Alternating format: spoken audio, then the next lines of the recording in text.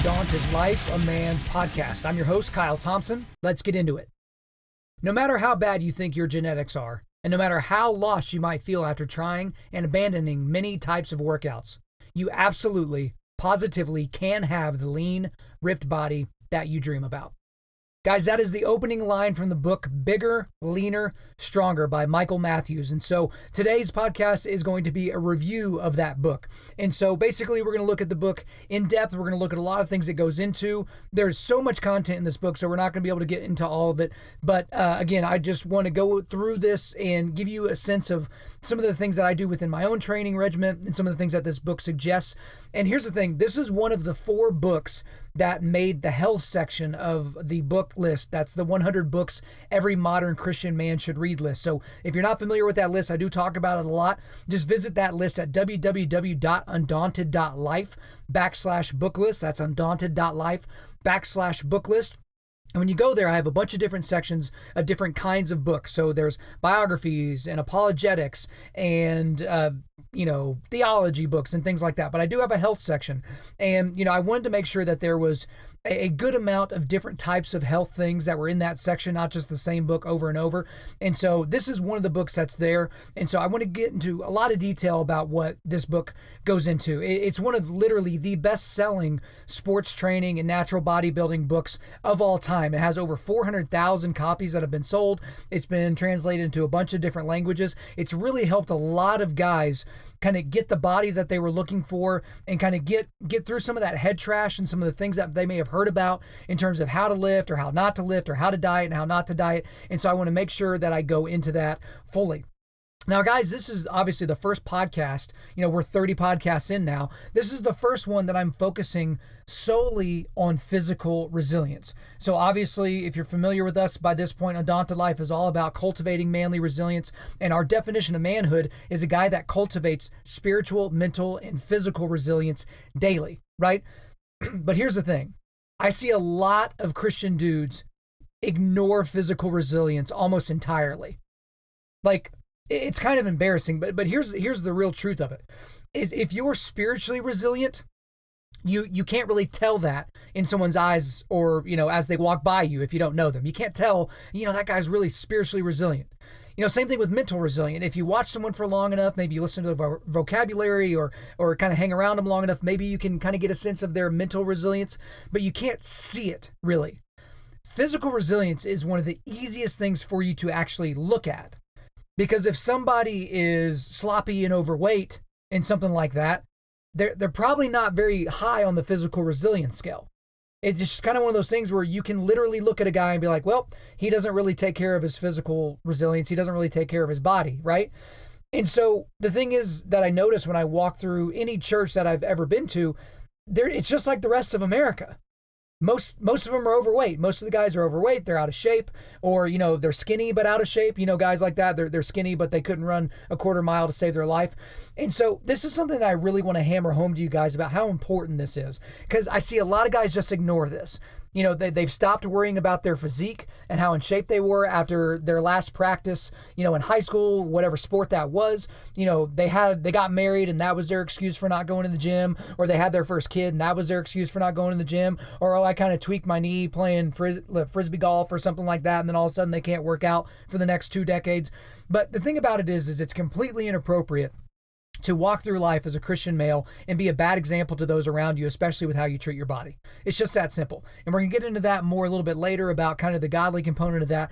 But I want to get more into why I wanted to do this book and why I wanted to do this now. Here's the thing is I've had a lot of people ask me about my workout routine. So I show bits and pieces of that on Instagram every Tuesday. So if you follow us on Instagram at Undaunted.Life, every Tuesday I do a workout of the week. And I try to build workouts that everybody can do. So regardless of if you have a gym membership or if you have a home gym or any weights or any type of equipment, I try to do stuff that just about everybody can do, even if they're just sitting at work. It's something that they can do. But this book is, I guess, the closest thing to a summary that I can find of my training philosophy. And I was pleasantly surprised because a lot of the things that were talked about in this book by the author were things that I was already doing. And you know how it is. If you've been doing something for any length of time and then you read a book about someone who's an expert in that area, there's kind of that little bit of nervousness like, oh, crap. I really hope I've been doing this correctly for like the last 5 years or something like that. So I was really, really satisfied with some of the things in this book, because this is a guy that backs up a lot of things he says with a lot of different studies and different kind of peer-reviewed things that have kind of led him to make the recommendations that he does. But the thing is like I said earlier, there is literally way, way too much information in this book for me to summarize it all. But I am going to go ahead and point out some of the high points for you and just the things that I think are going to be the most helpful. And this is also distilled down from what a lot of guys have asked me. So guys asking me about my diet, certain workouts. Hey, should I use, should I use bands, or should I use free weights, or should I, things like that. And so I'm going to try to get into as much of that as possible. So this book is broken down into 5 main sections. Okay. So there's a couple other sections, but they're not really, integral to the overall story that we're going to tell today. So section 1 is about fundamentals. Section 2 is called the inner game. Section 3 is nutrition and diet. Section 4 is training. And the last section we'll talk about is section 5, and that's supplementation. But let's go ahead and get into section 1. So section 1 is fundamentals. And so this is just really, really basic stuff. It just starts with a bunch of definitions. So there's going to be a lot of kind of jargon used in this book, and the author does a great job of not assuming that everybody knows what he's talking about. So even when he says something like carbohydrate, like, do we know exactly what he's talking about? Are we all on the same page? And there's some that go way more technical than that, but that's just kind of how the book starts. But then also in this section, it talks about the 7 biggest muscle building myths and mistakes. And so there's 7 there, but I just wanted to go into a few of them. I didn't want to go through all of them and do exhaustive. I do want you to be able to get the book and refer to it and read it yourself. But the number one myth, or the first myth rather, about muscle building is that more sets equals more growth. And so I'm going to read a section from the book here. I learned that doing too many sets and reps for any muscle group per week can lead to overtraining, which has a host of negative side effects: impaired muscle growth, general fatigue, lower levels of anabolic hormones, higher levels of catabolic hormones, and in extreme cases, even muscle loss. And so this is something that, I can like feel the soul of Jocko Willink hovering over me right now, being like, no, do more sets. But it really is something that I have seen in my own personal training, and I've seen it other places, that people literally will overset themselves into drawbacks in their body. So they're trying to get to a certain type of muscle growth or a certain type of body, and they think, well, if I just do my biceps, 3 or 4 times a week, I'm going to get that. And it actually can kind of work in your, not in your favor there. So myth number 2, in terms of the biggest muscle building myths, is you have to, quote, feel the burn to grow. So all of us know that, you get that pump. So International Chest Day is Monday. You go in there, you get your bench press on, you're feeling tight, you're feeling huge as you're walking out of the gym, but you don't necessarily have to feel a burn in order to grow. So let's go back to the book here. This is probably one of the worst muscle building fallacies out there. Muscle burn and pump are not paramount in achieving muscle growth.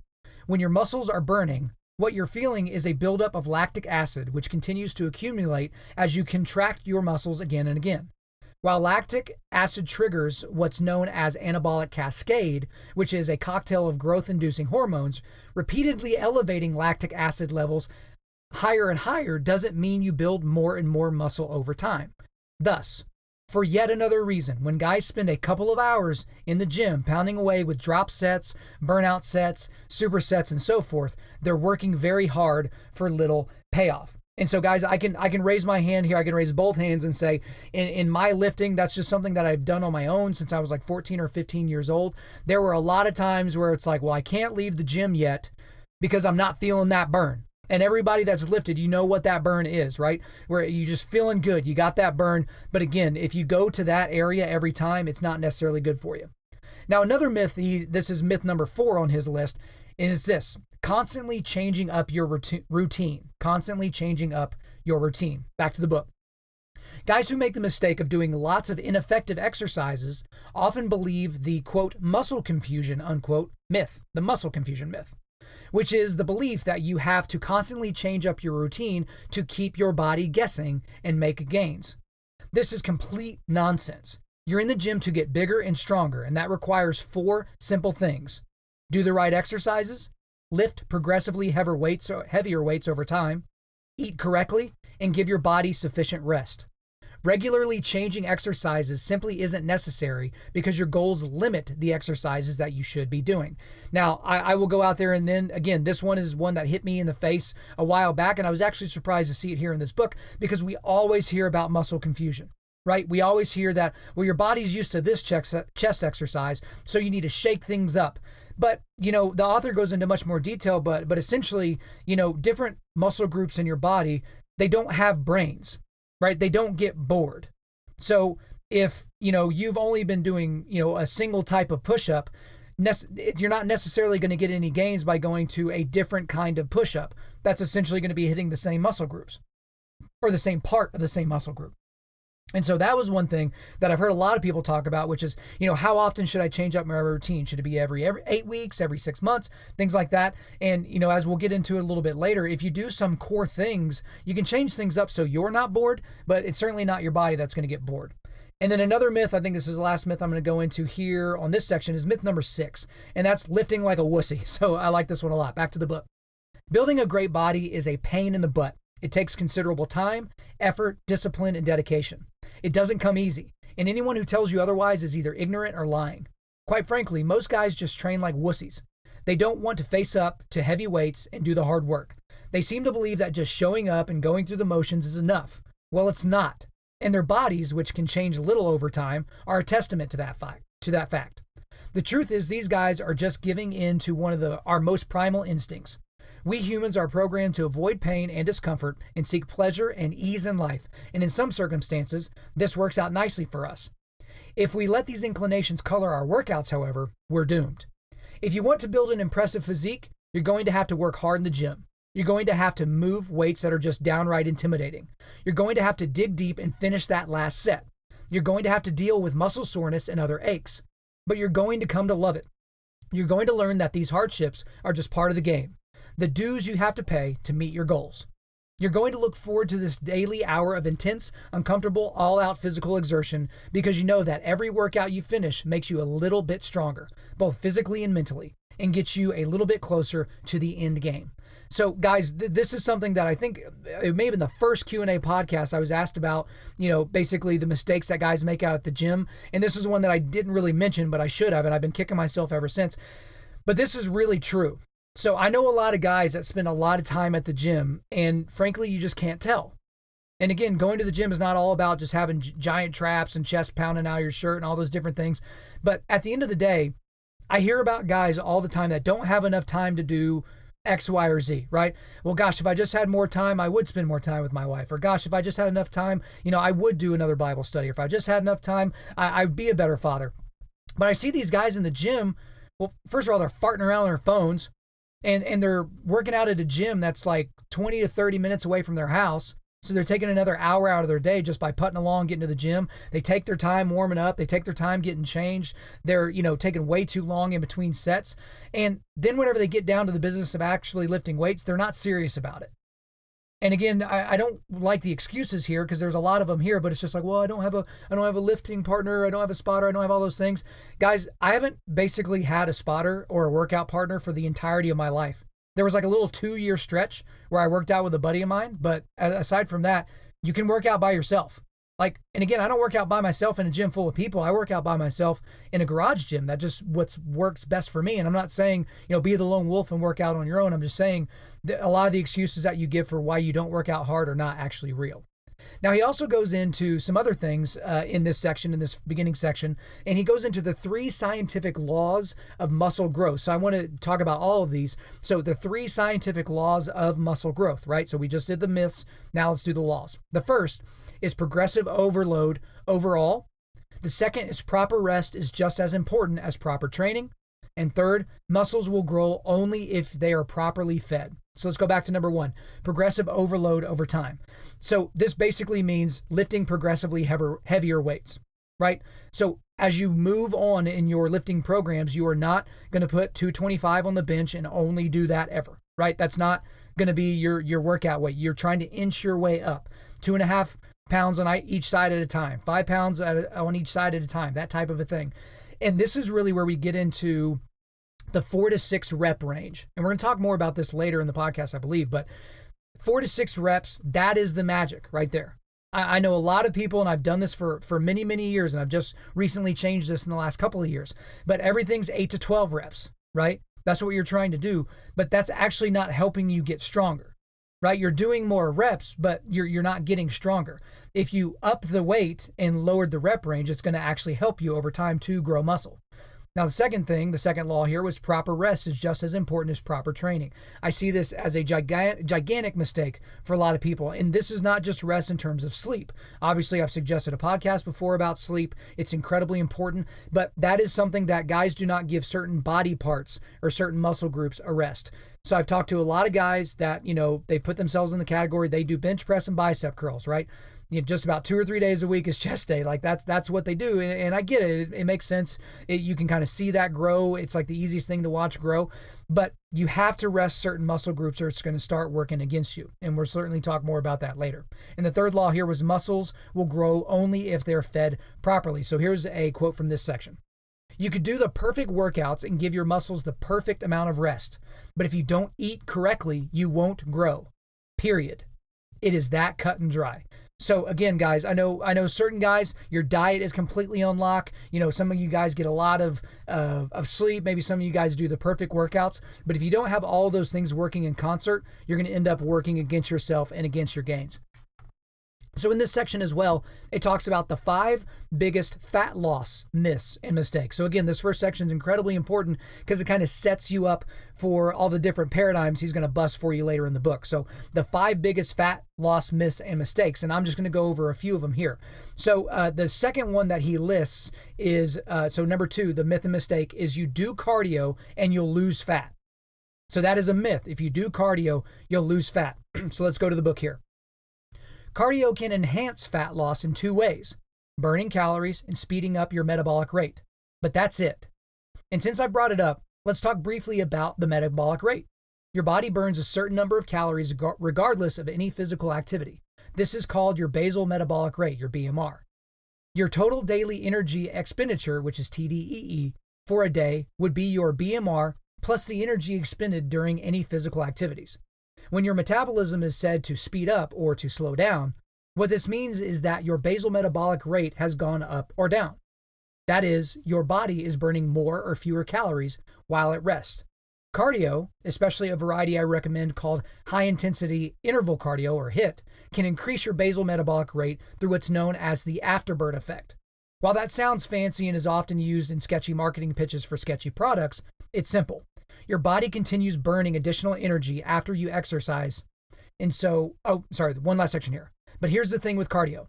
If you don't also eat correctly, that nightly run or bike ride won't save you. So again, I know a lot of guys that will do a ton of cardio. Maybe they're big time runners or they crush the bike or whatever that it is that they do, but they don't eat right. And it's would almost be better as opposed to them running 5 miles. It would be better for them to run 15 sprints or something like that. And so just doing cardio is not enough, and it's not necessarily all that you need. But potentially you need a different type of cardio. Another myth and mistake here about fat loss is doing tons of reps gets you shredded.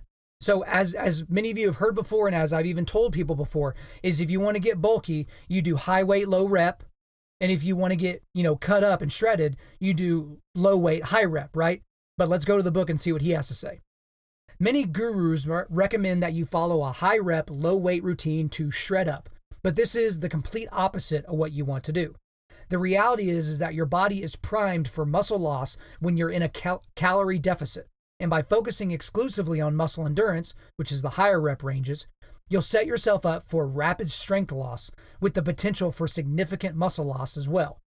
The key to preserving strength and muscle while losing weight is to lift heavy weights. The goal is to continue progressively overloading your muscles, which ensures protein synthesis rates remain elevated enough to prevent muscle loss. There are fat loss benefits to heavy weightlifting as well. A study published by Greek sports scientists found that men who trained with heavy weights, which was 80 to 85% of their 1 rep max, increased their metabolic rates over the following 3 days, burning hundreds more calories than the men who trained with lighter weights, which was 45 to 65% of their 1 rep max. Yes, hundreds more calories. That's significant. And if you really want to, And if you want to really score extra calories burned, focus on compound lifts like squats and deadlifts, because these are the types of lifts that burn the most post-workout calories. The bottom line is getting that shredded look is just a matter of having a fair amount of muscle and a low amount of body fat and nothing else. There aren't any special exercises that bring out the striations, and burning your muscles out with tons of reps does nothing to improve your overall look. So this is another one of those things that I was just dead wrong on for a lot of years and have just really wised up in the last couple of years. So if you're trying to shred up and you're trying to go low on weight, that's not necessarily going to help you. Now, there are times whenever you should weight down in your certain exercises, and we'll get into that a little bit more later, but that should not be your normal regimen. And the last myth he talks about here in terms of fat loss is trying to spot reduce fat. And this is important for a lot of guys. Back to the book. The reality is that training the muscles of a certain area of your body burns calories and can result in muscle growth, both of which certainly can aid in fat loss, but it doesn't directly burn the fat covering them to any significant degree. You see, fat loss occurs in a whole body fashion.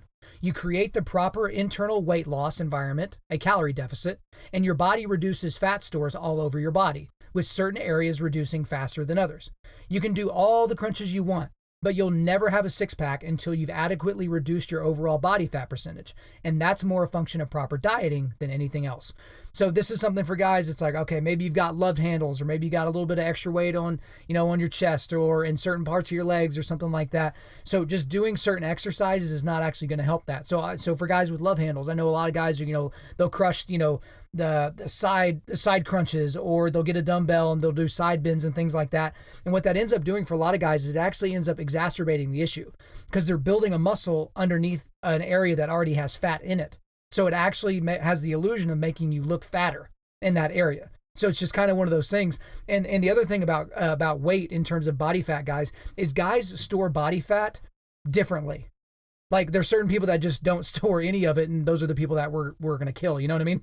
But like, there are certain guys that they hold their fat maybe right in the front, like right around their belly button, like no matter whatever they do. I think of like Chuck Liddell. Like, that's a dude that even in his most ripped, he still had a gut. Like, that's just kind of his look. That's where his body stored fat, but he had no love handles. He didn't have any fat on his hips. And so for other guys, like, they're incredibly ripped out. They even have a six-pack, but then they still have a little bit of love handles. It's just where genetically their body is telling them to store that fat. So guys, that wraps up the first section, which is just basically going into the fundamentals of the things that we should know, but also just setting us up for the remainder of the book. Now, section 2 is about the inner game, and I just got to be honest with you, this is not a section that I spent a lot of time on, and I'm not really going to go over any of it here. It's a lot of, willpower and motivation and, getting yourself psyched up and all that stuff, and I just don't really ascribe to a lot of that, because again, I'm in the Jocko Willink camp of all this, which is like discipline over everything else, essentially. So if you have the discipline, you don't need the motivation, because no matter how motivated you are, eventually your motivation will wane, and there's not a YouTube video or a Tony Robbins quote that's going to get you out of bed that morning, you know what I mean? But if you have the discipline, you're going to do it. So let's go ahead and move on into section number 3, and this is nutrition and diet. And I know for a lot of you guys, this is going to be a section that you're not really going to enjoy, but it is an incredibly, incredibly important section for you.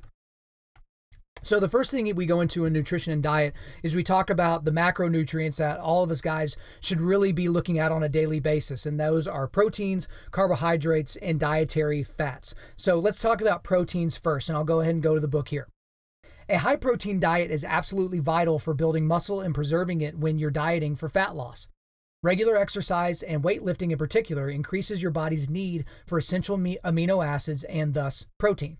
Your best choices are meat, dairy products, and eggs. And second to those are certain plant sources like legumes, nuts, and high-protein vegetables like peas, broccoli, and spinach. Protein from meat is particularly helpful when you're weightlifting, as research has demonstrated that eating meat increases testosterone levels and is more effective for building muscle than vegetarian sources.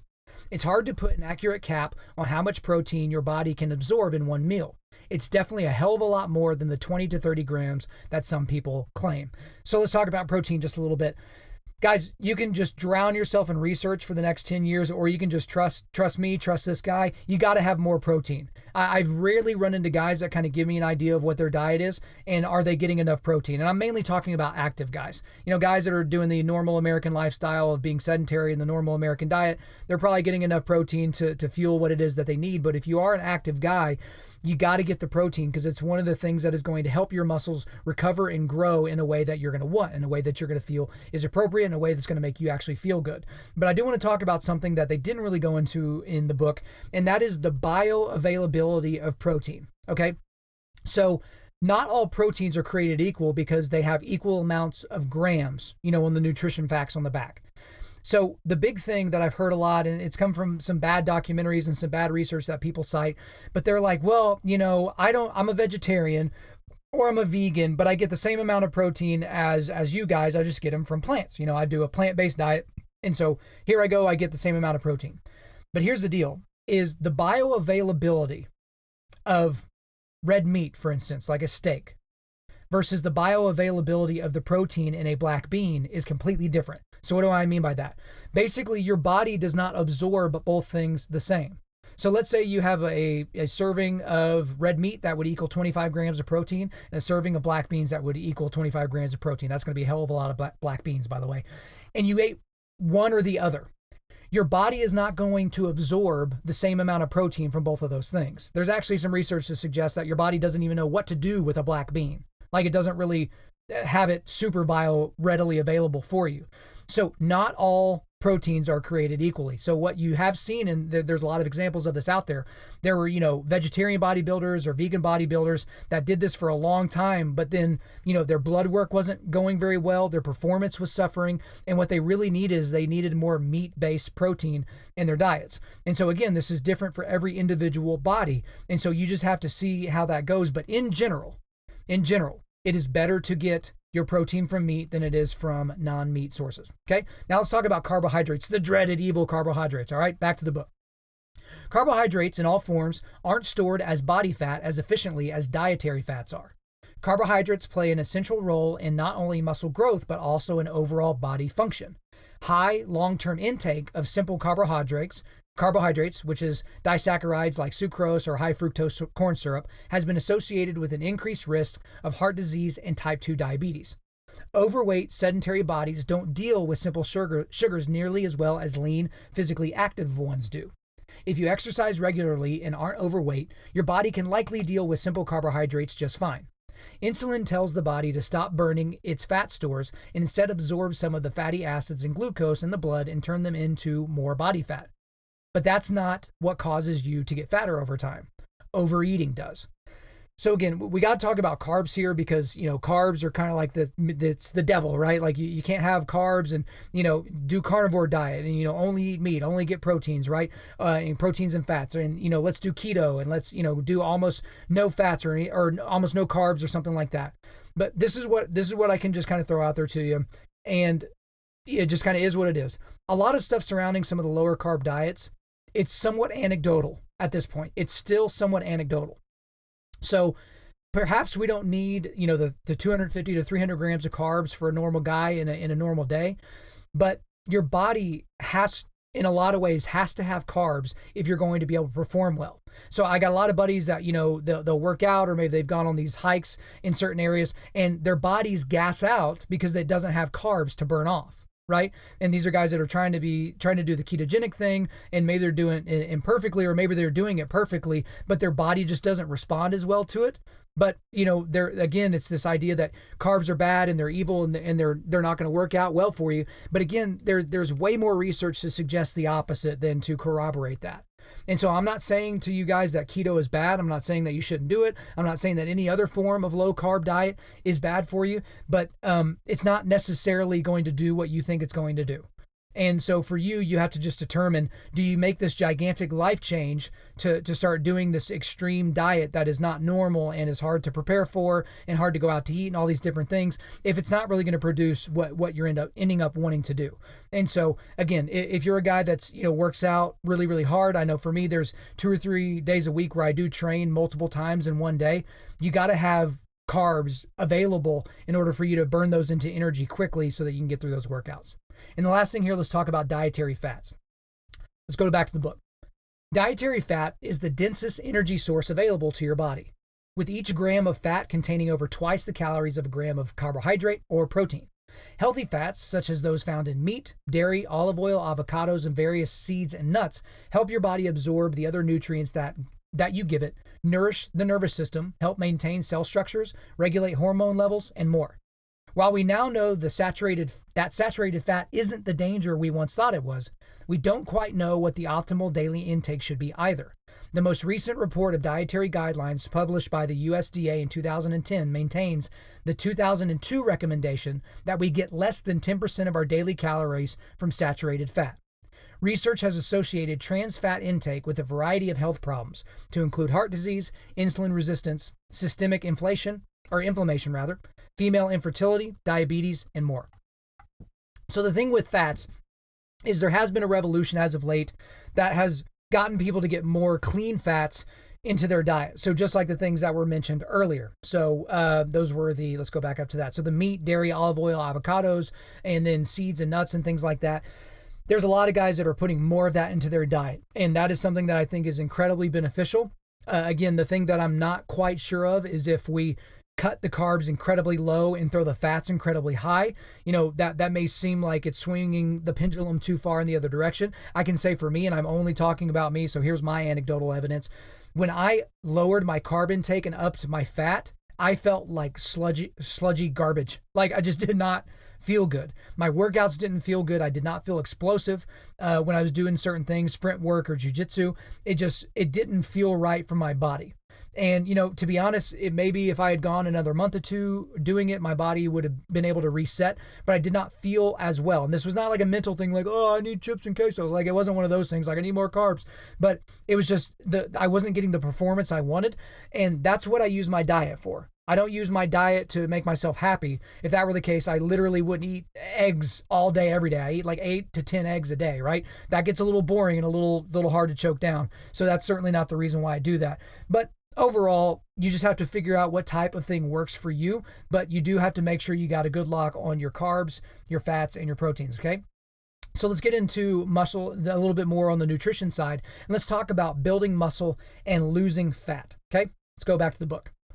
The only people who can effectively and naturally build muscle and lose fat simultaneously are newbies who have a fair amount of fat to lose and people who used to be in great shape and are now getting back at it. Muscle memory allows you to rapidly regain muscle you once had, which is interesting.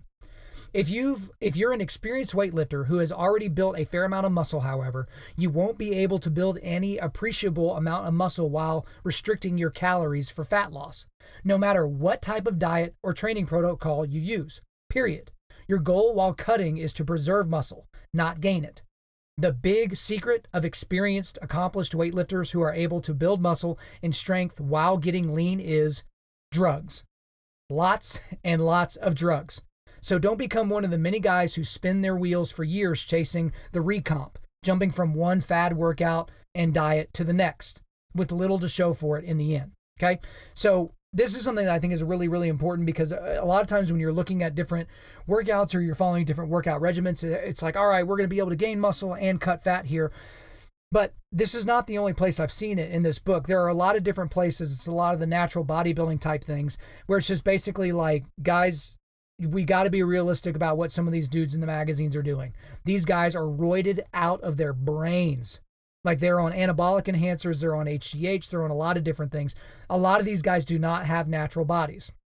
And so you go to Muscle and Fitness or Men's Health or whatever magazine you choose to do while you're browsing at the grocery store or something like that, and you see these bodies and you're like, God, man, I feel like I'm crushing it at the gym. I feel like I'm doing so much, but I don't have that. Well, part of it's genetic and part of it is drugs. So I use this example a lot for different people because they're worried about their diet and like, I'm working out a lot and my diet's going, but I still don't have a six pack.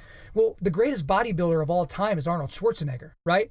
He's not the most prolific, but there would basically be no other prolific weightlifters if not for him, right? That guy had like a 5-pack, right? He had kind of a shorter torso, But his bottom row of abs was like basically one big ab muscle. Like, go look at pictures, and then he's got like the top 4 abs, which were incredibly defined. So these guys that have like these 8-pack abs, that's a genetic thing. They genetically have an extra row of ab muscles. There's no amount of sit-ups and no amount of leg lifts that you're ever going to be able to do to change the musculature of your body there. Okay, so that's just something that's really important for a lot of these guys. Just know a lot of these guys are on drugs, and it's not worth it for you to get on that. So the book also goes into cutting and bulking. So a lot of you have heard that. So a lot of guys will try to bulk up in the wintertime, when they're not walking around with their shirt off the whole time, and then they try to cut down once they get to summer. Now, this section had a whole lot of information in it, and it's pretty much too much to talk about here, but it does go into that. So if that's something you're interested in, it was very, very interesting. You'd have to look at that in the book. And then he also has actual diet plans. So some things with a lot of these books or a lot of blogs that you follow, they'll suggest things to you, but then at the end of the day, they won't actually say, well, here's a sample plan. If you are 5'10", 190 pounds, here's a sample plan for you of what you would need to do with how much you're going to be working out. So this actually has some actual diet plans in there, but in order to see those, you're going to have to get the book. It doesn't really do you any justice for me to describe them on here. It's just too in-depth to talk about here on the podcast. I won't be able to do it justice. But another thing it talked about is it did talk about cheat meals. So any of you guys that have done any type of strict training regimen, you've probably had a concept of a cheat meal, right? I think Dwayne Johnson, he's kind of famous for his cheat meals, and he'll eat like a stack of like 20 pancakes, and that's just what he starts out with and all that kind of stuff. But the big thing that he was talking about is think cheat meal instead of cheat day, right? So cheat meal instead of cheat day. So I can say this, for me, this was like 4 or 5 years ago. I had a very strict diet, and I did not cheat 6 days a week. But every Thursday, I went ham. I went crazy. Like, from the moment I woke up, I was eating candy, I was drinking milkshakes, I was getting burgers and pizza and Slurpees and all kinds of stuff. I was trying to mush as much garbage and crap into one day as possible. And at the time it seemed cool because it's like, oh no. And even at my people at work, they were like, oh man, today's cheat day. Where are we going? Like, it was kind of this exciting thing. But I was doing so much damage to my body on that one day, and my body just throwing it into shock, that it would take me sometimes until Saturday to recover. Like, I would do this Bible study with some guys Friday mornings for breakfast, and some mornings it was like all I could do just to choke down some oatmeal, because it's just like I was still full from all the garbage I'd put in my system from the day before. And so when we're thinking about cheating in terms of a meal, we should consider it a refeeding instead of cheating. That's how he called it. It's a refeeding. So you may be at a little bit of a caloric deficit, or maybe you're not eating some of the carby, sugary things most of the time, and this is a one meal where you're going to get all that stuff in there. But in this section as well, in which I really appreciated this, he talked about eating healthy on a budget. Okay. So we all know that healthy eating on a budget is really difficult, because in your brain, you're like, oh my gosh, it's already tight at the house right now and the budget's still kind of crazy. Like, how in the world am I going to spend all this money at Whole Foods or at Sprouts or something like that? And you don't necessarily have to go crazy. You can, but you don't have to.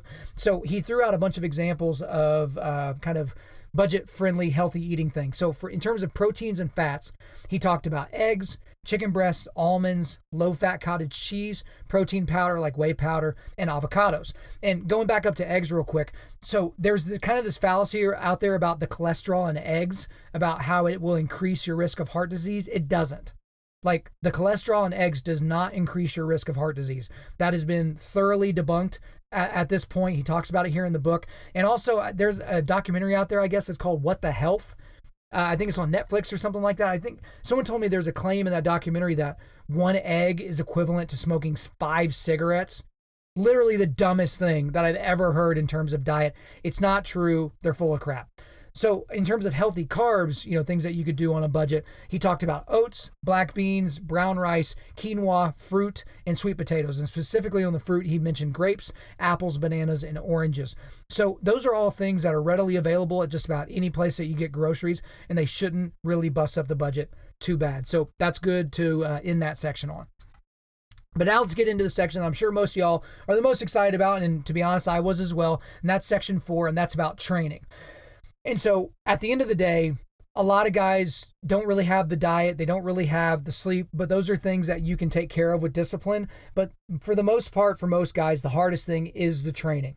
if you're going to actually train hard. But then if you're already willing to train hard, it's making sure you're doing it in the right way.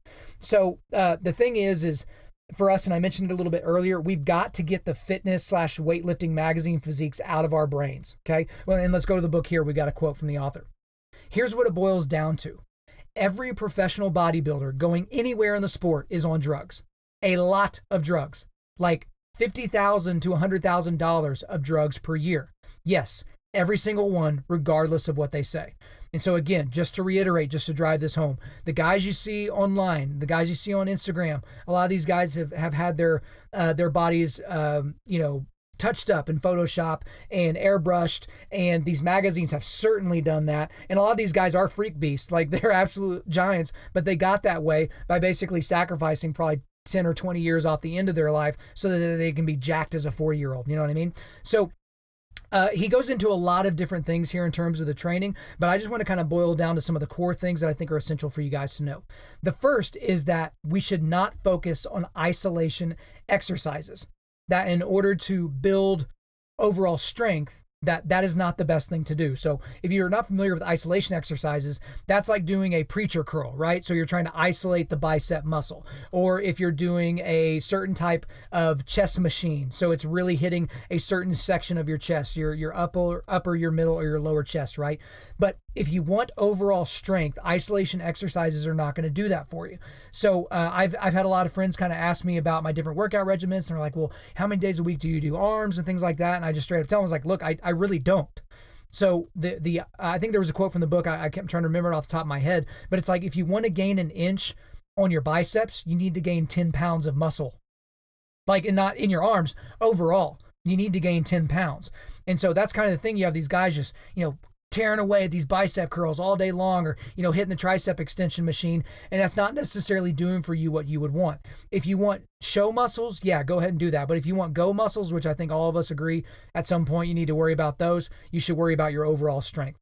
So the entire book, and really the entire training section, can be summed up in the following formula. So it's not going to make sense initially, but I'll explain it all. And that's 1 to 2, 4 to 6, 9 to 12, 3 to 4, 60 to 65, 5 to 7, and 8 to 10. Okay? So what in the world is that? Is that some sort of Morse code or something like that? So let's get into it. So 1 to 2. So this is basically train 1 to 2 muscle groups per day. Okay? So I know a lot of guys that they'll train 4 or 5 muscle groups a day or something like that. But this is telling you train 1 to 2 muscle groups per day. And then 4 to 6, we already talked about this a little bit earlier, do sets of 4 to 6 reps for nearly all exercises. So that's around 85% of your 1 rep max. Now, there are certain things, especially on abs, if you're not doing like a weighted ab thing, doing 5 sets of toe, or 5 reps of toes to bar, like that's probably not enough unless you're doing it incredibly, incredibly slowly and incredibly controlled. But if you're just like doing the super CrossFitty, like break dancing on the bar, like throwing your legs up and down, doing 5's not really doing anything for you. And then 9 to 12. Do 9 to 12 heavy sets per workout. So when we get into some of the workouts here in a little bit, that'll make more sense. But again, you're trying to be in that 4 to 6 rep range. You want it to be heavy. But overall, when you're working your 1 to 2 muscle groups, you want somewhere in the neighborhood of 9 to 12 heavy sets. And then 3 to 4. This is rest 3 to 4 minutes in between sets. Okay? So for me, at different points, I'll do anywhere between 2 and 3.5 minutes of rest in between sets. There's been some research, and a lot of this has been done, by powerlifters in Russia. These are guys that are doing super heavy squat and deadlift and bench and all the overhead stuff.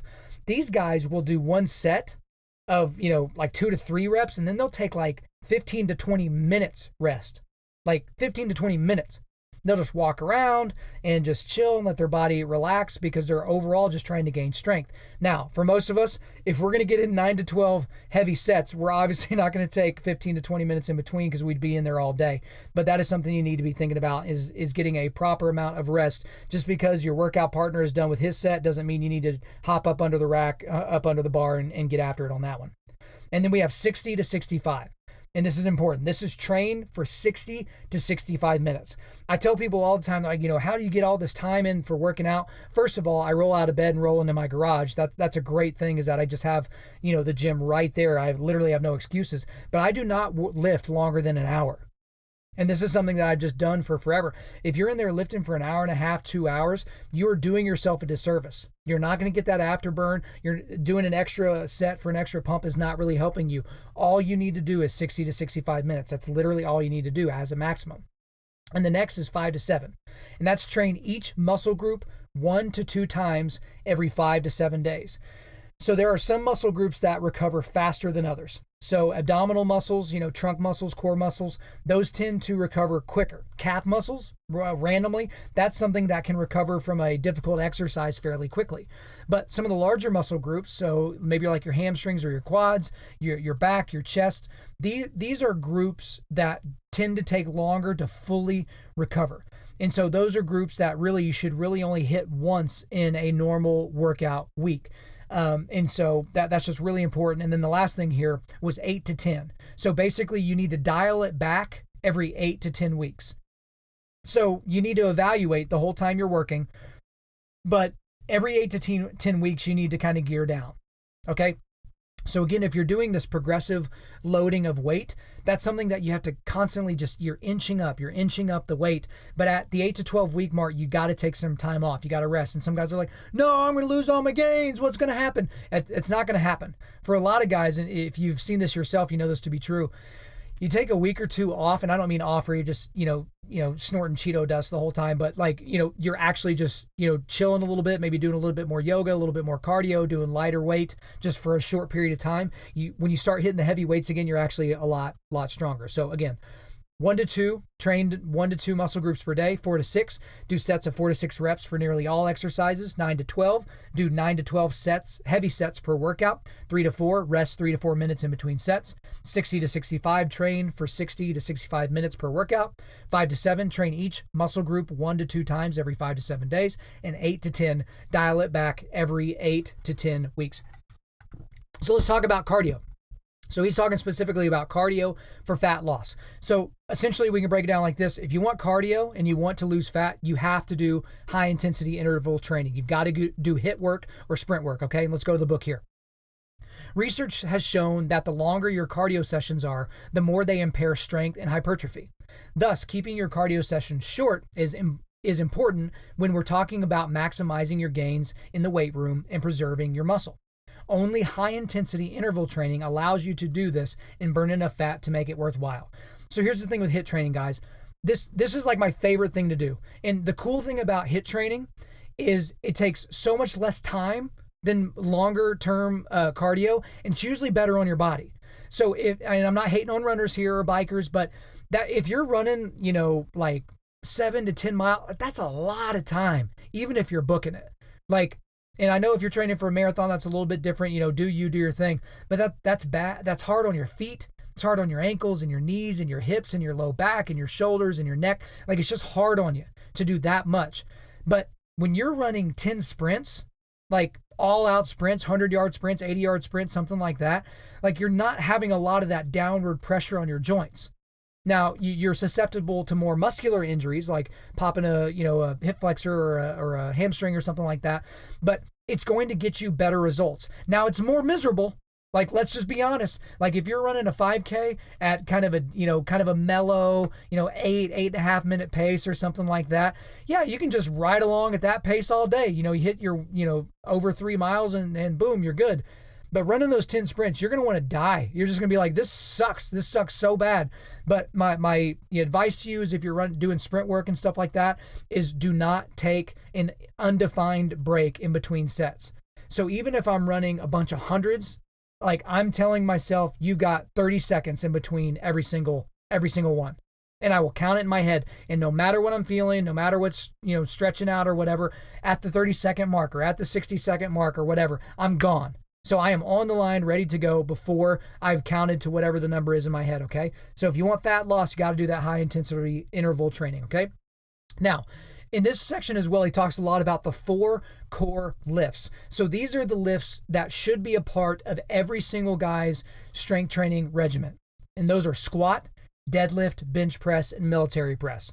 Some of you guys are like, what's squat and deadlift? Okay, here's the thing. I know bench press is the most popular thing in the world. I get it. But if you want overall strength, squat, deadlift, bench press, and military press is what you have to do. This book goes big time into detail on how to do those, like how to do all those books. But even this author kind of gives a nod to Mark Rippetoe, who is the author of Starting Strength and has, since built a big company about starting strength. But here's the thing about these exercises, guys, is if you do them incorrectly, you are very susceptible to injury. Like, it's really hard to hurt yourself on a Smith machine. Like, it's hard to hurt yourself on a hack squat machine. But when you're putting weight on your shoulder and you're squatting below 90 and your back's out of alignment and your chest isn't where it needs to be, it's going to potentially open you up to some issues. So my suggestion to everybody is just about every town that every one of you listeners are listening to this in has a strength and conditioning coach that knows what he's doing, right? Now, if you go to Starting Strength, I think they actually have a network of coaches that you can actually reach out to, and you can actually sign up there where you're taking video of your lifts and then sending it to them, and they're giving you pointers in real time, that kind of thing. But do not just have never squatted before and throw 315 up on the bar and just get under it. Like, that's bad news waiting to happen. Make sure you have all the safety precautions ready to go. And, again, get that Starting Strength book. That's one of the books that's on the book list as well.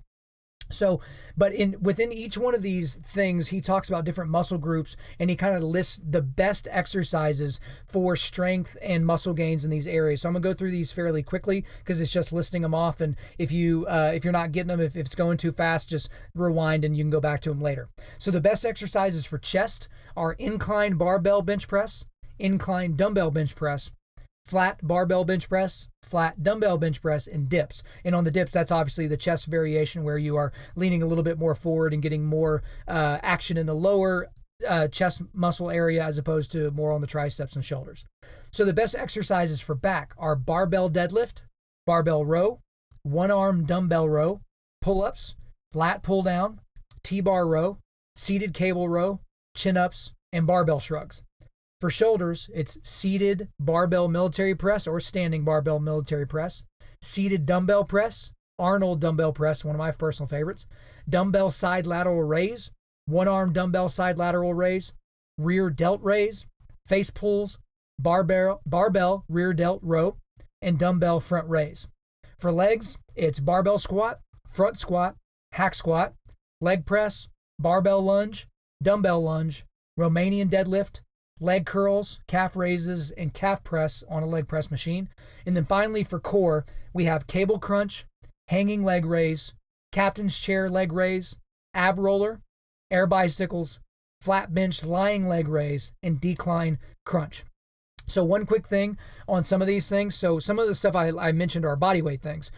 So that would be, your push-ups or your dips or your pull-ups or, some of the different ab things like hanging leg raises or things like that. For a lot of these, if you're wanting to get more resistance, you've got to put resistance on your body, obviously. So think weighted vest or body armor or something like that. And even with dips, you can wear one of those belts where you can kind of hang a weight in between your legs, things like that. So those are things that if pull-ups are really, really easy for you, you need to be weighted. You need to be under some sort of a weight. On dips, that's another one that guys can tend to do pretty well on after a while. Add some weight and it'll change the game for you.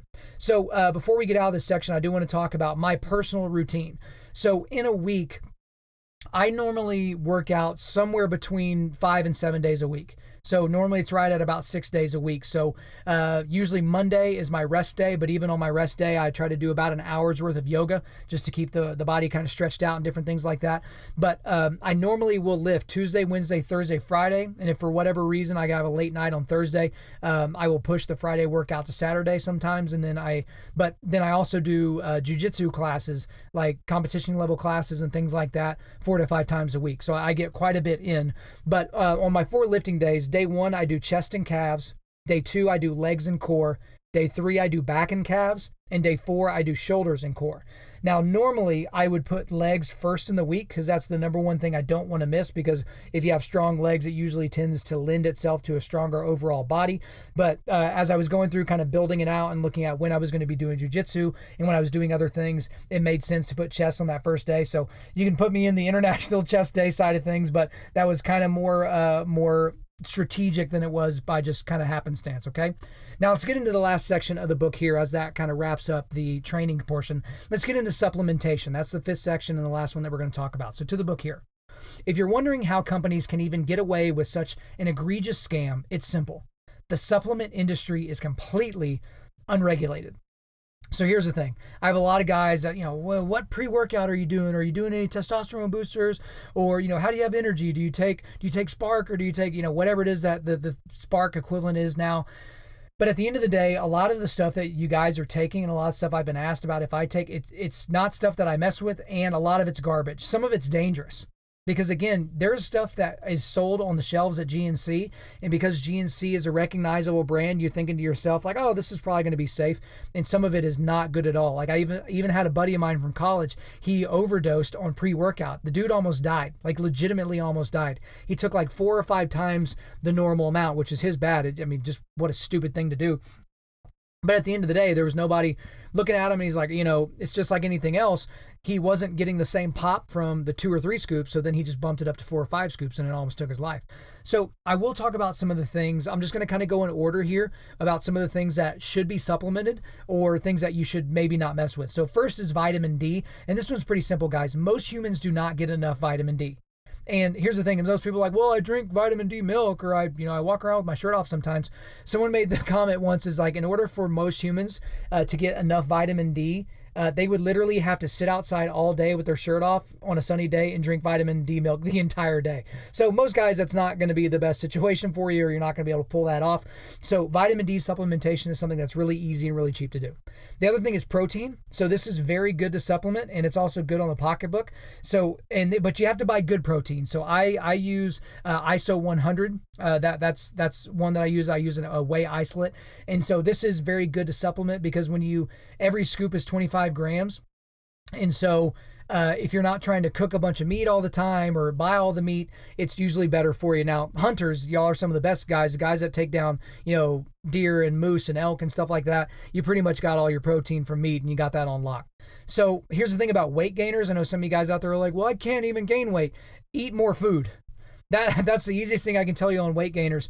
There's a lot of stuff about different supplements and different things that'll help you gain weight.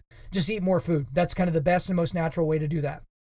Another thing that was talked about recently is branched chain amino acids. So that's BCAAs. And so here we'll go to the book here. Research commonly cited that demonstrates muscle-related benefits of BCAA supplementation was done with subjects who didn't eat enough protein. When you get all the BCAAs your body needs from food instead, which is cheaper and you can get all the BCAAs your body needs from food instead, which is cheaper and far more satisfying. So it's not saying that you shouldn't take BCAAs, but it's not necessarily something that you have to do. Okay, then he talks about pre-workout, and essentially it's don't freaking do it. You don't need pre-workout. And I know some of you guys are like, what? Like the record definitely screeched to a halt there. Don't do pre-workout. You seriously do not need that garbage. All right, let's move on to creatine. So let's go to the book here.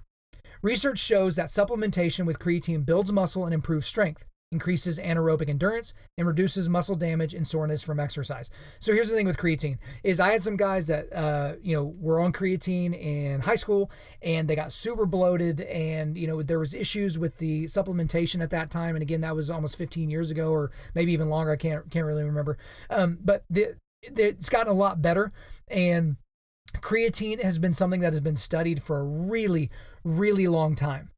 So outside of, multivitamins, vitamin D, and whey protein, creatine's the only thing that I use. And that's something that I supplement with every day. And it's mainly for muscle recovery. It's not for muscle growth. I don't really want much more muscle growth. I just basically need it for the recovery. Okay. So basically, again, it's just in terms of other supplements, it's just the whey and the creatine. So here's the thing, testosterone boosters, human growth hormone boosters, fat burners, like don't freaking do any of those. All right. So here's the thing is like with a lot of fat burners, there's some natural fat burners you can take, and it goes into that a little bit in the book. But most people are doing like the hydroxy cut garbage, or they're doing whatever the crap is at GNC for fat burning. Don't do those things. Like the thing about it is if you don't know this by now, especially on the testosterone side, the moment you start messing with your natural testosterone levels and start supplementing, your body's going to stop producing testosterone.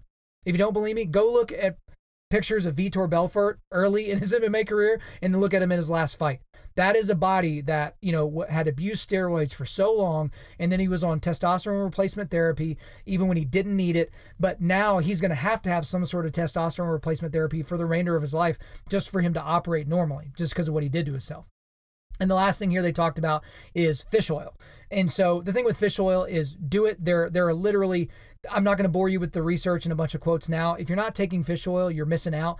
But make sure it's high quality triglyceride fish oil. So in the book, it shows you kind of a label of crappy fish oil, what that label looks like, and then a label of like a good fish oil, like what it's describing in the nutrition facts. So don't just go to Walmart and say, oh, it says fish oil, I'll buy some of that. Like, you're going to have to make sure you buy some high quality stuff because it's not all created equal. So the cool thing about this book, guys, like I mentioned from the top, is I was really excited to see that I was pretty much doing all of this already. There were definitely some things that I learned, so I'm not trying to hover above all this here. Like, there were certainly some things that I've learned, and there's some things that I have, even in the last few weeks, incorporated from what I learned in this book. But overall, these are very good guidelines for you. But for some of you guys that may be a little bit still on the fence here, I want to provide you 3 reasons why every modern Christian man should read this book, okay? And I do this with every book review that I do. I just try to narrow it down. Like, if you tune me out for the last 15 or 20 minutes, here's really the solid thing. So the first thing is, in the convoluted world of kind of holistic holistic fitness advice, we need a solid, simple reference guide. So in the convoluted world of holistic fitness advice, we need a solid, simple reference guide. That's what this book is. So again, I tell you all the time, one of the big reasons why I do ebooks is so that I can easily search. I just go up to the search bar, type in, oh man, he was talking about, high fructose corn syrup. I need to find that section. And as opposed to trying to remember, well, I read that 5 years ago, I wonder what section that was in. I can just type it in, boom, and I'm there. So this is a very good reference guide for you. So if you have no idea what you're doing, this is a great reference guide. If you're a super experienced lifter, this is also a good reference guide. So the reason why this book has been so popular is because it's not too dumbed down for the experienced person, and it's not so advanced that the layman can't get on board, okay? The second reason why you guys should read this is most guys don't focus on diet and exercise. Okay, and I know we talked about sleep, but here's the thing. Most guys don't focus on both. You have the guys that have the really good diet, but then, they couldn't bench press their body weight if they needed to, and then you have the guys that are just yoked up gym bros that I talk about all the time, but they're eating Doritos and washing it down with a Slurpee. It's just kind of one of those deals. So for you have to have knowledge in both of those areas if you're going to have a very good overall setup for your health. And so this book will help you focus on both diet and exercise. And the last thing is, guys, and I was going here, your physicality is an act of worship. You've heard me say it. You've read it in the stuff that I've written. Your physicality is an act of worship. So for a lot of you guys, you first got familiar with this concept when you read our men's devotional. So that's the 21-day men's devotional. That's on the YouVersion Bible app. It's called Undaunted.Life, a man's devotional. On day 15, that is the first day of the 7 days where I talk about physical resilience. And I talk about 1 Corinthians 6, and this is verses 19 and 20. Or do you not know that your body is a temple of the Holy Spirit within you, whom you have from God? You are not your own. You were bought with a price. So glorify God in your body. Okay? So here's the thing, guys. Paul does not leave a bunch of wiggle room left or right here in these verses. Like, he's basically telling us that these are the things that we need to know about our bodies. And I put this there in the devotional. The Holy Spirit is housed there. We do not own our own bodies. Our bodies were purchased at a very, very high price, and we must use our bodies to glorify God. So here's the thing, going back to what I was talking about at the very beginning of this podcast. If you are a Christian male and you are fat and out of shape, that is inappropriate. You are not honoring God with your body. So do not mishear me, though. I'm not saying that if you don't have 20-inch biceps and a ripped up core area, that God can't use you. That's not what I'm saying. But for most of us that have bodies that work fully, and we are fully capable of taking care of them, we just don't. And it's not right.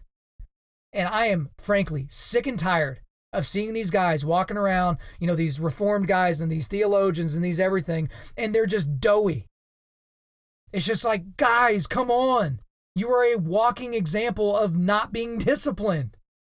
Like you're trying to tell everyone to be disciplined in your prayer life and be disciplined here and be disciplined there. All someone has to do in your congregation is raise their hand and be like, what about you, Chief?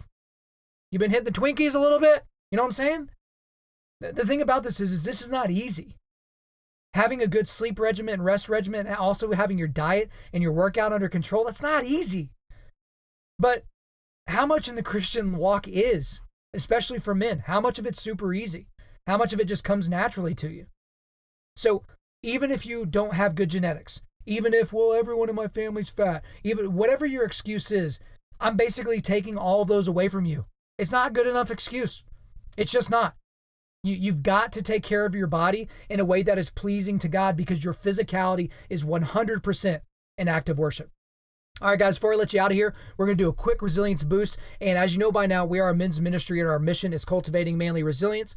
And specifically, we do that by providing content that forges spiritual, mental, and physical toughness. So what we're going to talk about today is we're just going to keep this going on physical resilience. But I want to challenge you all to read at least one of the books that's in the health section of that book list, okay? So Bigger, Leaner, Stronger, what this entire podcast is on there, but also there's Starting Strength by Mark Rippetoe, that's on there, and we've talked about that here on this podcast. The New Encyclopedia of Modern Bodybuilding by Arnold Schwarzenegger, or Got Fight by Forrest Griffin. So those are the 4 books that we put in that section. They talk about a lot of different areas. It's not just a repeat of a lot of different things. I've got a couple of other books that may work their way into this part of the book list too, but we'll just kind of have to see how it goes. So that's your challenge, is pick up one of those books and take it down. So thank you guys again, as always, for listening this far into the podcast. Please subscribe on iTunes, SoundCloud, or Google Play, and refer your friends to listen, and share this on social media.